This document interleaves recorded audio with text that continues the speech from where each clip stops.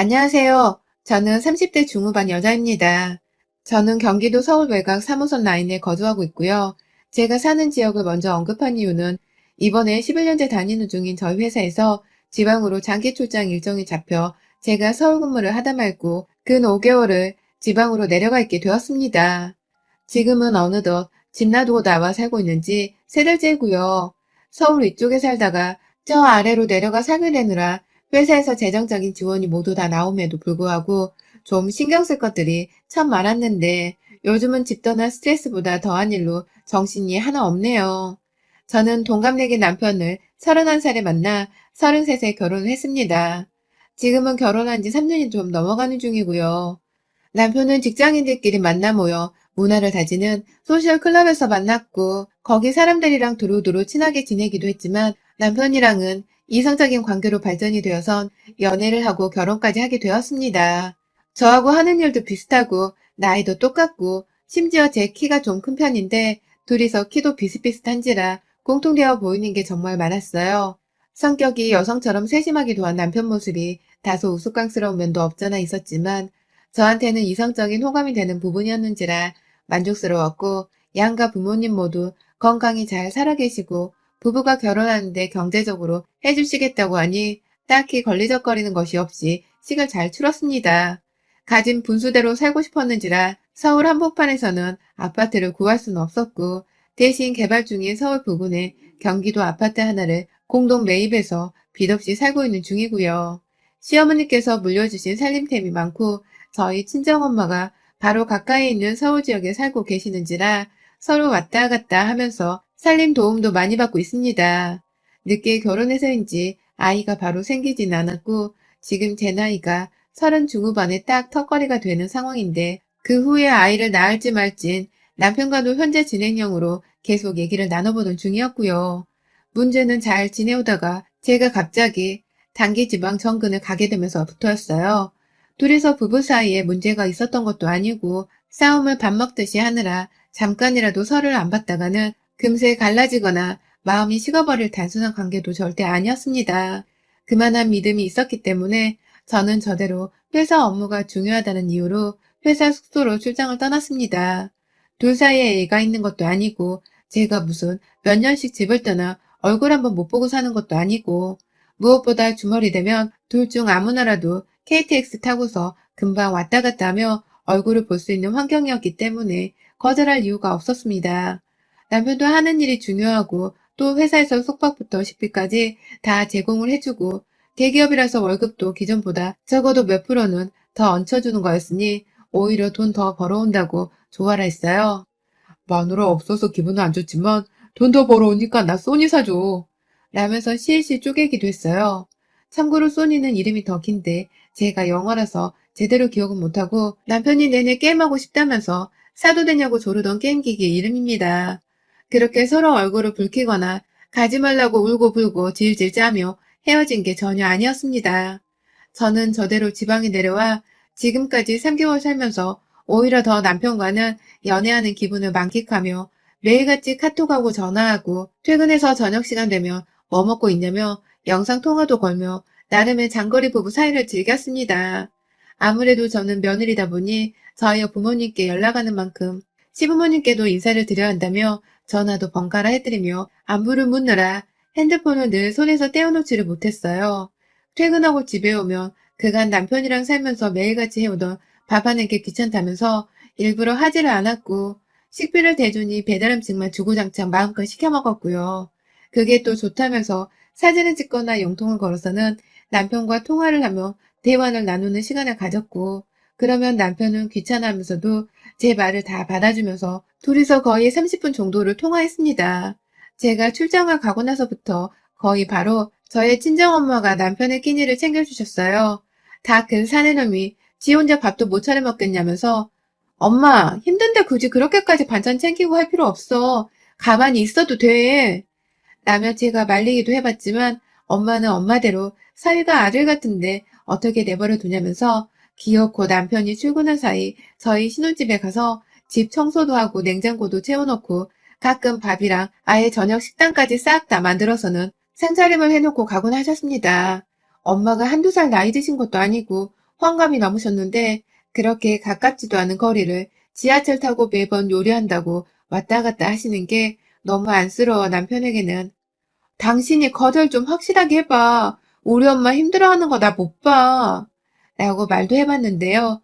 남편은 오히려 장모님의 감정 표현인데 그걸 마냥 거절할 수만 있냐면서 대수롭지 않아 했어요.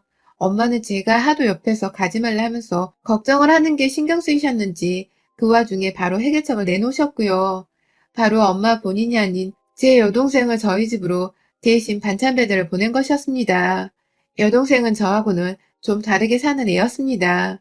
직장 다니며 한결같이 아침에 일어나 출근하고 퇴근하고 사는 저와는 달리 대학 시절부터 돈 모아 여행 가고 워킹홀리데이 가며 외국 생활을 즐기더니만 한국에 와서 어째 정신을 차렸는지 자기 전공을 살려서는 영어 학원을 하나 차리더라고요. 학원 운영을 하는지라 저처럼 아침이 바쁠 일도 없었고 학생들이 학교 마치고 오는 오후나 저녁이 되어서야 바빠지는 아이였죠. 엄마가 반찬 배달 시키기에 딱인 조건을 갖춘 자식이었습니다. 그래서 엄마도 출근하는 길에 혹은 할 거 없으면 좀 가서 형부 반찬을 좀 채워놓으라 심부름을 시켰죠.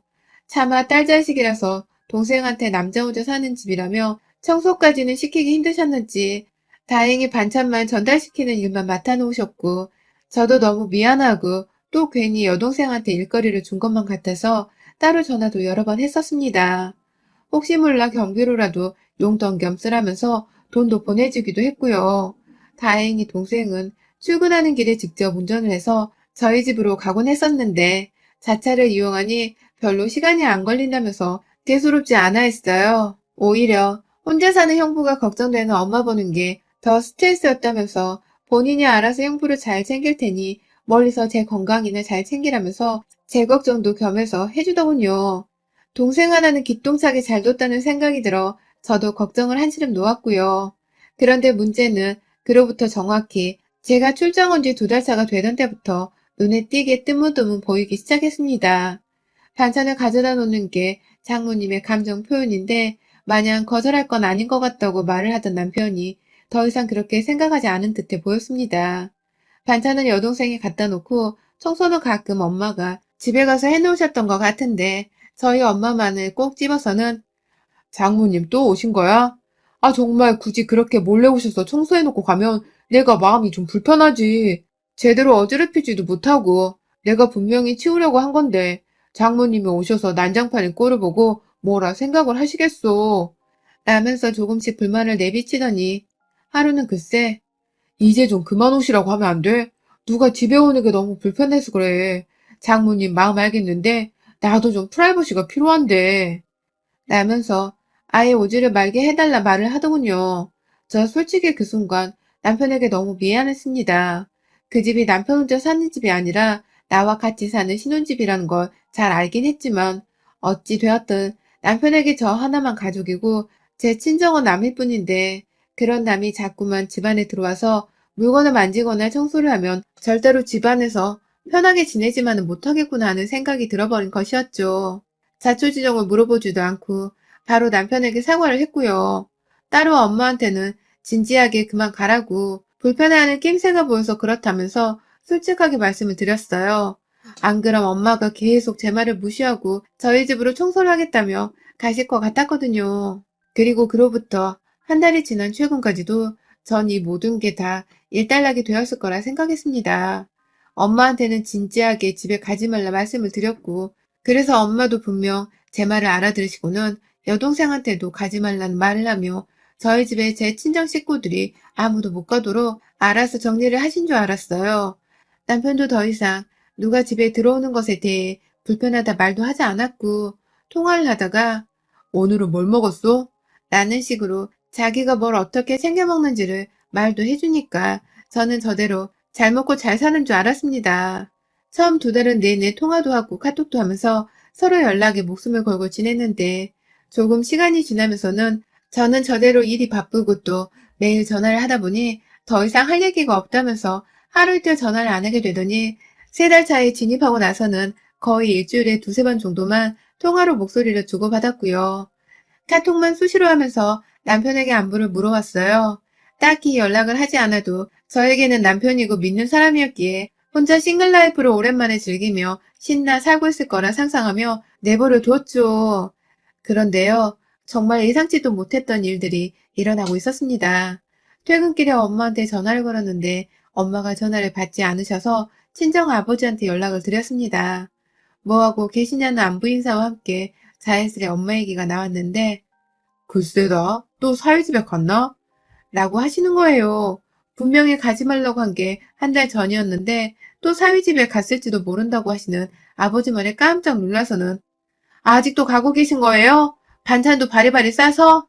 라고 재차 물어보자 아빠가 그러시더라고요. 아니, 반찬은 네 동생이 꼬박꼬박 챙겨서 가고 있지. 오늘도 반찬 싸들고 간다 하던 것 같던데?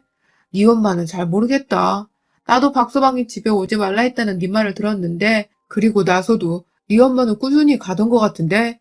너하고 상의된 게 아니었어? 라고 말합니다.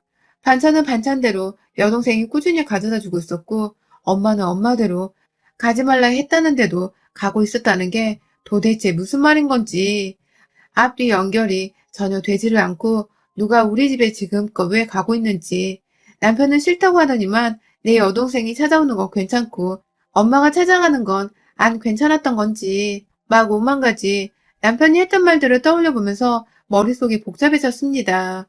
누구한테 물어보는 게 속 편할 것 같아 싶어서 바로 다시 엄마한테 전화를 걸었는데 엄마는 또다시 전화를 받지 않으셨고 저는 저대로 후다닥 여동생에게 전화를 걸었습니다. 아버지 말씀대로라면 오늘 반찬을 내 남편 집에 가져다 줬을 텐데 그 반찬을 또 엄마가 바리바리 싸다 주고 계셨던 건지 남편이 화를 내지 않았는지 뭐 여러 가지 질문들을 빨리 물어볼 참이었습니다. 그런데 제 전화를 받은 여동생의 입에서 흘러나온 말은 좀 많이 의외였습니다. 퇴근했냐고 묻는 제 말에 나 집인데? 라고 먼저 대답을 하던 여동생의 목소리를 듣는 순간 얘가 지금 나한테 거짓말을 하고 있을지도 모른다는 불길하고 껄끄러운 예감이 들어버렸어요. 다른 사람도 아닌 내 여동생한테 이런 감정을 느껴버린 순간 더러운 내 머릿속을 말끔히 소독시켜버리고 싶었는데 그 다음에 흘러나온 동생의 말을 듣곤 도무지 마음이 없어서네 지방에 머물러 있을 수가 없었습니다. 동생이 제게 형부는 잘 지내지? 라고 물어보더군요. 이 질문이 뭘 의미하는지 도대체 뭘 물어보고자 하는 것인지는 알 수 없었지만 혼란스러웠어요. 그러고 보니 적어도 내가 아는 동생이라면 자유분방한 애인지라 엄마의 반찬 심부름 같은 건 군말 않고 저희 집으로 배달을 해주지도 않을 녀석이었고 그렇다고 해서 저만큼이나 돈을 잘 버는 애인데 겨우 제가 고맙다며 건네주는 용돈 몇 푼이 좋아서 반찬 배달을 해줄 녀석도 아니었어요. 그러고 보니 처음부터 의외로 생각되는 점이 이리도 한두 가지가 아니었다는 생각이 들어 심정은 더욱 아찔했지만 당장 할 수 있는 것은 금요일 퇴근하자마자 불이 났게 집으로 돌아가기 위한 기차 티켓을 끊는 것 뿐이었습니다. 형부는 잘 지내. 너도 건강 잘 챙기고. 라는 말과 함께 전화를 끊었고 다시금 엄마한테 전화를 했어요. 그래. 하면서 긴장하신 채 전화를 받으시는 듯 했고 저는 대뜸 아직도 지수가 우리 집에 반찬 배달을 한다며? 왜 나한테 말 안 했어? 라고 물었어요. 그러자 엄마는 소스라지게 놀라면서 그걸 어떻게 알았냐며 물으셨고 전 도대체 이게 그렇게 놀랄 정도의 일인가 싶어서 당황했지만 아빠가 말해줬어. 지수한테 고맙다고 전해줘. 라는 말을 하곤 또 황급히 전화를 끊었어요. 뭔가 단단히 이상하고도 괴이한 가족들의 전화 통화 목소리에 저는 그 주 금요일이 찾아올 때까지 제대로 일도 하지를 못했고요. 급기야 금요일에 월차를 하루 내고서는 기차 티켓 시간을 변경해 조금 늦은 오후 시간에 서울로 갔습니다. 그 덕분에 서울에 도착을 하고 나니 딱 퇴근 시간이더군요. 내가 잠시 미친 건 아닌가 하는 죄책감도 들었지만 그냥 겸사겸사 남편 얼굴 보러 가는 것이라고 스스로를 유한 삼으며 무거운 발걸음으로 집을 찾아갔어요. 지하철 타고 말고 할 여유가 없어서 곧장 역에서 내려 택시를 타고 집 앞에서 내리는 그 순간 저희 아파트 주차장 입구에 있는 하얀 소나타 차량이 눈에 들어왔습니다. 내 동생이 차였어요. 얘가 일 안 하고 남의 집에서 뭘 하고 있나 싶어 저도 모르게 저희 집까지 뛰쳐갔습니다. 얼마 전에 반찬을 가져다 줬던 걸로 알고 있는데 그 사이 혼자 사는 남편이 반찬을 다 해쳐 먹을 리도 없고 이것들이 무슨 작당을 하는 중인가 싶어서 엘리베이터 안에서 내내 씩씩거리다가 문 열리자마자 현관 앞에 서서는 문을 열고 후다닥 들어가려는데 와, 저 진짜 문 열다 말고 충격받아서 오줌 지릴 뻔했습니다. 글쎄 위층과 연결된 계단에서 저희 친정엄마가 뛰쳐내려와서는 저를 붙잡으며 집안에 못 들어가게 하고 있는 겁니다. 제 이름을 부르지도 못한 채 입을 꾹 다물고는 눈에는 눈물이 가득 고여선 안 된다고 고개를 절레절레 흔들고 계셨는데 이미 때는 늦었어요. 문 여는 소리에 인기척이 들린 건지 제 신혼집 안에서 사람이 나왔는데 제 여동생이 절 제 남편이라 생각한 건지 오빠? 라면서 현관으로 나오고 있었고 저는 그 자리에서 뒤로는 엄마를 앞에 선 여동생을 마주한 채로 연속으로 이연타를 맞곤 제자리에 얼어붙고 말았습니다. 몇 분이 지났을려나 1분도 채 지나지를 않은 것 같은데 저를 부르는 엄마의 비명에 정신을 차려보니 엄마는 입이 집 안으로 들어가 2판 4판이라며 여동생을 죽어라 후려치고 계셨고 저는 그 와중에도 사태 파악을 한다며 생각을 하기에 여념이 없었어요. 왜 엄마는 위층에 숨어있다가 문 열고 들어가는 나를 붙잡은 거고 왜 내 여동생은 이 시각에 내 집 안에 들어와서 남이 들어오는 걸 불편해하는 내 남편을 기다리며 청소를 하겠다고 있었던 건가 싶어 멀뚱히 제 친정 식구들이 물고 뜯고 우는 꼴을 지켜봤는데 낸들 어떻게 형부가 남자로 보이는데 내가 뭘 더 어떻게 해. 형부도 내가 좋다고 했어. 우리 둘 다 합의하고 시작한 일이라고. 라고 울부짖으며 엄마한테 맞는 도중에도 잘못했던 소리를 끝내 하지 않는 동생의 말에 저도 그제야 눈치껏 알겠더라고요. 동생이 그간 저 없는 사이에 내 남편의 집에 들어와서 뭔 짓거리를 하긴 했던 것이었고 그걸 눈치챈 엄마가 늘 동생의 뒤를 따라서는 집에와 둘을 의심하며 지켜보고 있었단걸요.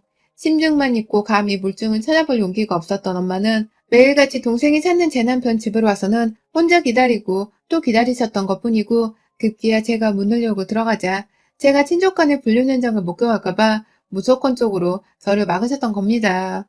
부모님이 언니네 집으로 간다는 걸 두 분 모두 눈치를 채고 계셨음에도 불구하고 여동생 년이 그저 혼자 좋다고 티나는 줄도 모른 채 제 집을 들락거리면서 살다시피 했고 이 심각성을 혼자만 알고 계시던 엄마는 그간 아주 똥줄이 타셨겠더라고요. 동생의 말에 열이 받아 너 내 남편이랑 뭐 하는 거야? 합의하에 시작한 일? 설마 둘이서 뒹굴기라도 하면서 관계라도 가졌단 거야? 하며 동생의 머리채를 들어 올려놓고 나니 동생이 아프다는 소리를 지르면서 저한테 신경질 내고는 한다는 말이 글쎄 잤다고 형부랑 잤다고 라더군요. 잤는데 어떡하냐면서 그냥 이렇게 된 거 이혼이라도 해야 우리가 콩가루 집안 소리는 면하지 않겠냐고 하는데 하 인연이 진짜 정신머리가 돌았나 싶더군요. 나 혼자도 아니고 옆에 엄마도 계시는데 지 형부랑 잠자리를 가졌단 어마무시한 소리를 해대면서 이혼을 하라고 말하다니 그때 왜 하필 타이밍은 일이 역같은지 남편이 퇴근하고 집에 왔다가 난리가 난 저희 꼴을 보고는 달려왔습니다. 진정하라며 저희를 말리겠다고 다가오는 남편의 거시기를 저도 모르게 들고 있던 옆에 떨어져 있는 제 핸드폰을 집어들었다가 던져버렸어요. 퍽소리 내며 주저앉아서는 아프다고 신음을 내뿜는 남편의 등짝 위에 올라가 네가 어떻게 나한테 이러냐면서 얼마나 울었는지 모릅니다. 너무 울어서 숨이 막 안 쉬어지는데 앞에서 씩씩대는 여동생의 꼴을 보니 속이 뒤집힐 것 같아서 힘이 솟아났어요. 그 와중에 남편은 조강지차한테 잘못한 줄 아는지 제 여동생과는 잠깐의 엔조이였을 뿐이라는 모습으로 오로지 제 편만 들어주면서 무조건 잘못했다고 싹싹 비는데 여동생은 그 꼴이 안 입고 왔는지 오빠도 사실대로 말해. 우리 사이 솔직하게 털어놓고 그냥 이혼하면 되잖아.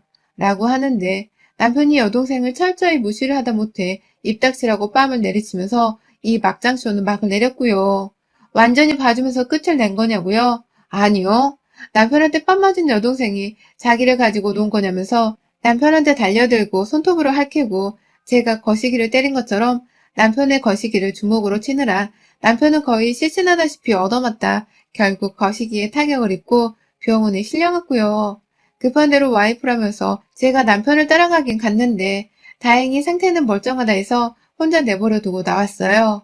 엄마한테 전화하니 친정하는 길이라 해서 저도 곧장 친정으로 향했고 아버지는 앞에서 여동생을 조업해버리더니 뒤늦게야 모든 사실을 알게 된 아버지가 불같이 화를 내시며 동생을 또다시 죽일 듯 잡아 패시고 결국 집안에서 완전히 내쫓아버리고야 말았습니다. 이 모든 게 바로 지난 금요일에 일어났던 일이었고요. 집에서 내쫓긴 여동생은 저도 잘 아는 여동생의 친구 집으로 들어갔는데 그 친구가 저한테 언니, 지수 우리 집에 있으니 걱정하지 마세요. 라고 안부 차원에서 문자를 보낸 것에 그년이 내 남편이랑 바람 피우고 지금 집에서 쫓겨났어. 내가 그년 걱정을 왜 해? 두 번 다시 내친 적 내 앞에 얼씬도 하지 말라 그래. 아, 소송 걸 거니까 학원 문 닫을 각오하라고 단단히 전하고 나 이거 절대로 그냥 묻고 안 넘어간다. 라고 답장을 했더니 친구 집에서도 뭔 짓을 한 거냐는 친구의 말에 대판 싸우고서 쫓겨나고 결국 집으로 다시 돌아와서는 그제서야 잘못했다고 싹싹 빌더군요. 잠시 사랑의 눈이 멀었단 감성적인 표현을 끄집어내는 동생년의 싸닥으로 몇 대 갈기고 나니 그제야 좀 속이 아주 조금은 풀리는 기분이었고 저희 부모님이 절대로 집에 못 들인다고 해서 동생은 완전히 하루아침에 낙동강 오리알이 되어버렸습니다. 저는 남편과 곧장 이혼소송을 하기로 하고는 제 모든 신혼집 짐들을 친정으로 옮겼고요. 곧장 부동산 재산분할 하자며 그리고 위자료 청구를 한다고 법적 자문을 구하러 다니기 바쁩니다. 다행히 변호사를 선임하긴 했지만 지방으로 돌아와 일을 하면서도 이혼 준비를 하고 있고요. 동생년에겐 참 이런 말하기 너무 집안망신이라 쪽팔리지만 상간녀 소송을 걸었습니다. 저희 어머니 쓰러지셨고 아버지는 큰딸인 저를 너무 예뻐라 하시던 분이신데 도저히 동생이 저지른 짓을 용서할 수 없다면서 어머니 옆에서 화를 못 참고 계시고요. 급기야 동생 잡아 혼쭐을 내겠다고 저 직장으로 돌아온 사이 아빠 혼자서 동생이 운영하는 학원에 가서는 학생들 앞에서 동생의 뺨을 때리고 소리를 지르고 아주 개쪽을 주셨나봐요. 자식을 잘못 키웠다며 아버지 딴에는 본인이 할 수 있는 훈육이고 저에 대한 잘못을 구할 방법이셨던 것이죠. 그 바람에 제가 맘카페 같은 곳에 글이라도 적어 동생을 고발하려 했는데 그럴 필요도 없이 동생은 학원가에서 소문이 퍼져나가기 시작한 바람에 지금 급히 학원문도 닫아버리고 저희 아버지한테서 잠수를 탔다고 하네요. 아버지가 동생 학원을 차릴 때 돈을 거의 대주셨는데 그 돈도 다 돌려달라면서 동생한테 문자로 폭탄 선언을 하고 계셔서 동생은 오도 가도 못한 채 학원에서 숙박하며 아버지 돈 토해내고 고소당하고 위자료 지불하는 일들을 곧 해결하려 아주 혼자 꼴사나운 입장에 처했고요. 저는 지방 출장을 와선 도무지 서울에서 일어났던 일들이 다 꿈인지 생시인지도 몇 해 실감이 안 납니다. 어떻게 동생이 남편이랑 어떻게 내 남편이 내 동생이랑 그렇고 그런 짓거리를 하고 다닌지 여태 그 배신감에 몸소리를 치고 가슴 한켠이 너무 답답해 힘들어요. 폐가 굳어 제대로 숨을 쉬기가 힘든 심정이랄까요. 이제 본격적인 소송 준비를 하고 있고 소장 송달과 함께 이번 달에는 정말 많은 일들이 일어날 것 같습니다. 부디 인간 같지도 않은 짓거리를 한 이 년놈들한테 하늘에서 천벌을 내려주기를 저는 오늘도 내일도 매일같이 빌 것입니다. 여러분의 생각은 댓글로 남겨주세요. 오늘도 시청해주셔서 정말 감사합니다.